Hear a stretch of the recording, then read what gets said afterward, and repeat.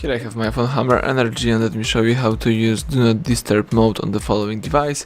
So at the very beginning, let me show you how to quickly switch on Do Not Disturb. Let's just use upper bar, choose Do Not Disturb, and as you can see, you can check the settings of Do Not Disturb. You can set the total silence, so this block all sounds and vibration. You can choose alarms only, so just enable the alarms, or choose the priority only. So in my case, let me choose alarms only, just for example for an hour. Let's tap done. As you can see right now, the Do Not Disturb is activated. You can also find Do Not Disturb settings, so let's find settings icon. Let's choose the notifications right here.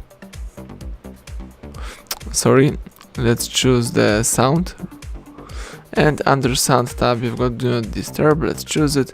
As you can see, you can allow some priorities. For example, you can handle with reminders, events, messages, callers from your favorite contacts, or you can also manage with repeat callers.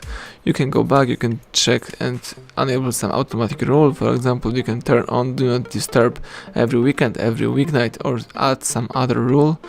You can also block visual disturbance if you would like to. If you would like to disable this mode, let's use the upper bar twice and tap on alarms only.